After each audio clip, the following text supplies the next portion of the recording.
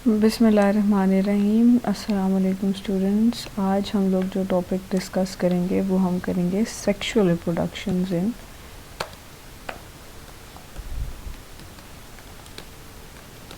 Plants. ठीक है, तो लास्ट टाइम जो हमने पढ़ा था टॉपिक, हमने पढ़ा था कि प्लांट्स में जो होती है एसेक्सुअल मेथड ऑफ रिप्रोडक्शन के बारे में हमने पढ़ा था कि वेजिटेटिव मेथड है, एक वेजिटेटिव रिप्रोडक्शन का एक मेथड है जो कि एसेक्सुअल वे है। ठीक है, आज हम पढ़ेंगे कि प्लांट्स जो है वो सेक्सुअली कैसे रिप्रोड्यूस करते हैं। तो बिफोर वी स्टार्ट दिस, आपको ये पता होगा कि जो सेक्सुअल मेथड ऑफ रिप्रोडक्शन होता है उसमें जो है वो सेक्सुअल स्ट्रक्चर्स या आप उनको सेक्सुअल ऑर्गन्स कह लें इन्वॉल्व होते हैं, जो कि गैमीट्स फॉर्मेशन में अपना रोल प्ले करते हैं। और इसके बाद फिर इन्हीं मेल एंड फीमेल गैमीट्स की जो है वो क्या होती है, फर्टिलाइजेशन होती है। और इस फर्टिलाइजेशन से जो है वो एक अदद इंडिविजुअल बन जाता है। ठीक है, न्यू इंडिविजुअल। तो जो आपकी गैमीट फॉर्मेशन होती है उसमें जो है बेसिकली आपके हैप्लॉइड एग एंड स्पर्म्स या पोलन्स आप बोल सकते हो इनको, ठीक है, बनते हैं। ठीक है, और जो आपके फर्टिलाइजेशन स्टेप होता है उसकी वजह से sperm and egg they combine, fuse to form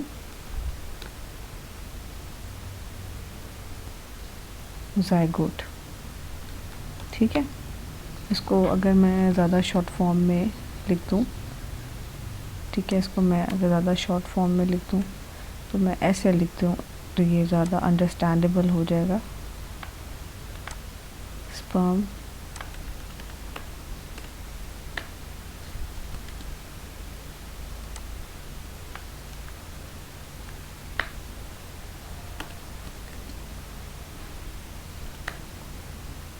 और ज़ायगोट का एक और भी नाम है, ठीक है, इसको हम लोग बोलते हैं फर्टिलाइज्ड एग। ओके, सही है। So this is all crux of the story. ठीक है, कि सेक्सुअल रिप्रोडक्शन जो है वो प्लांट्स में कैसे होती है। ठीक है, या आज हम ये पढ़ेंगे कि सेक्सुअल रिप्रोडक्शन प्लांट्स में कैसे होती है। यहाँ पे आप बेशक इसको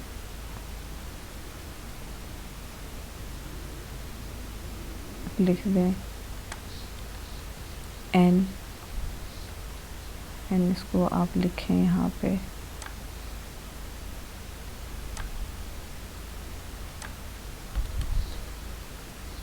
टू एन डिप्लॉयड। ठीक, ये आपके अंडरस्टैंडिंग के लिए कुछ कंसेप्ट हैं जो मैं यहाँ पे इस तरह से लिखना ज़रूरी समझ रही हूँ। अच्छा, इसके बाद हम आते हैं आपकी जो है कुछ मज़ीद इम्पोर्टेंट इंफॉर्मेशन की तरफ। Here we will talk about कि बेसिकली सेक्सुअल जो रिप्रोडक्शन है प्लांट्स में, ठीक है, उसका पर्सपेक्टिव मज़ीद हम देखेंगे। जैसा कि आपकी जो प्लांट्स की क्लासिफिकेशन अगर मैं आपको बताऊं,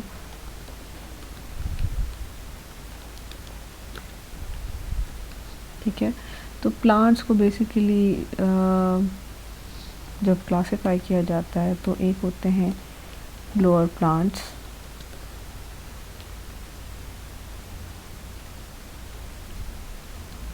और दूसरा ग्रुप जो होता है वो होता है हायर प्लांट्स का। ठीक है, आपकी बुक में लोअर एंड हायर प्लांट्स की टर्म यूज़ नहीं हुई, लेकिन they have mentioned that lower plants की जो ग्रुप्स हैं उन्होंने वो बताए हुए हैं कि मॉसेस एंड फर्न्स जो हैं वो इसमें आते हैं। ठीक है, दो ग्रुप्स आते हैं, मॉसेस एंड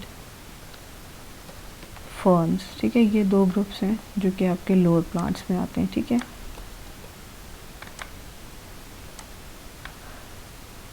ये दो ग्रुप जो हैं वो आपके लोअर प्लांट्स में आते हैं, और ये मैं असल में चाह रही हूँ कि हम इसके बराबर ही लिखें ताकि आपको अंडरस्टैंडिंग में कोई इशू ना हो।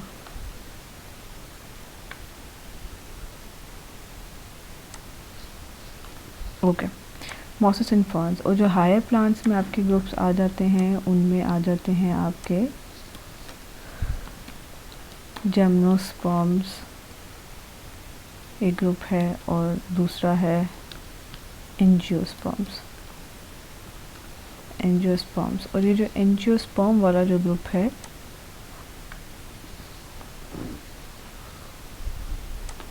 स्पेशली जो आपका एंजियोस्पर्म वाला ग्रुप है, इसको ज़रा मैं हाईलाइट करना चाहूँगी क्योंकि इसी को हम पढ़ेंगे आगे, ठीक है। इसको हम प्यारे से फ्लोरल कलर से करते हैं ताकि आपको भी ये याद रहे। एंजियोस्पर्म का जो ग्रुप है ना, इसको एक और नाम भी दिया जाता है, और इसका दूसरा जो नाम है दैट इज़ फ्लावरिंग प्लांट्स, ठीक है। अच्छा, ये हैं फ्लावरिंग प्लांट्स, ठीक।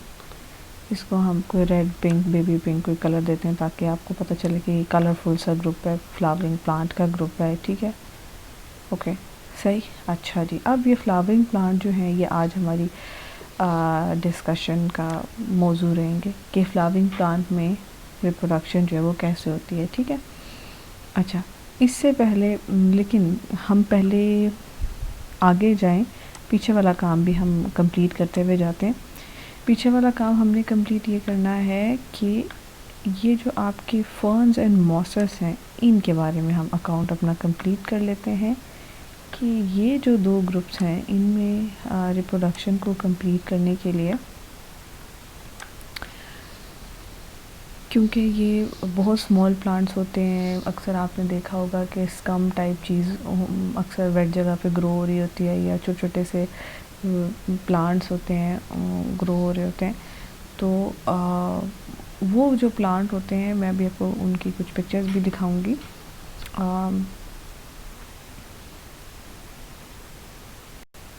जी स्टूडेंट्स, तो आपके ये फर्न एंड मॉसेस होते हैं, ये वो छोटे छोटे प्लांट्स होते हैं, इवन ये इतने छोटे साइज़ के होते हैं कि आपकी ह्यूमन जो आई है वो इनको विजुअलाइज़ नहीं कर सकती कि इनके डिफरेंट पार्ट्स कैसे लोकेटेड हैं। ये बहुत माइन्यूट प्लांट्स होते हैं, तो इनको अपनी रिप्रोडक्शन को इंश्योर करने के लिए वाटर की ज़रूरत पड़ती है, ठीक है ना।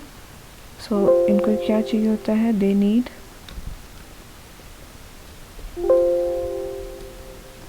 need water for their reproduction.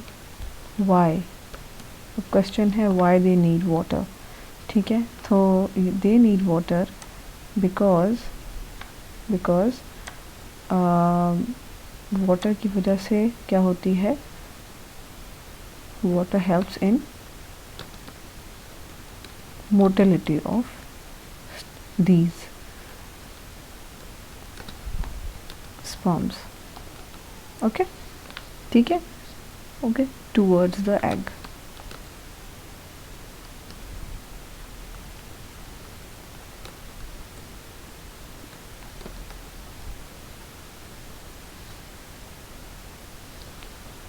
इनके जो लोअर प्लांट्स होते हैं जिनमें मॉसेस एंड फर्न्स इंक्लूडेड होते हैं, इनको अपनी रिप्रोडक्शन को इंश्योर करने के लिए वाटर चाहिए होता है, क्योंकि वाटर हेल्प करता है इनके स्पर्म्स की मोटिलिटी को टुवर्ड्स द एग, ठीक है।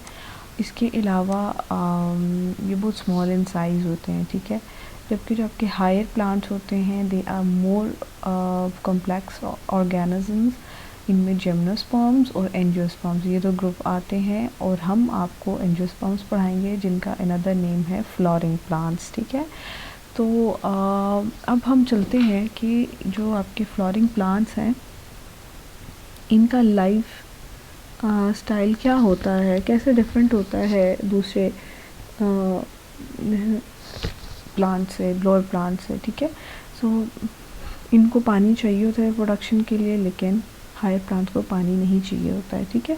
तो इनके अंदर जो मेल गैमीट्स हैं उनकी डिलीवरी के लिए डिफरेंट मैकेनिज़म्स होते हैं। तो चलें अब हम इसको पढ़ने से पहले देख लेते हैं कि प्लांट का जो रिप्रोडक्टिव साइकिल है वो कैसे है, ठीक।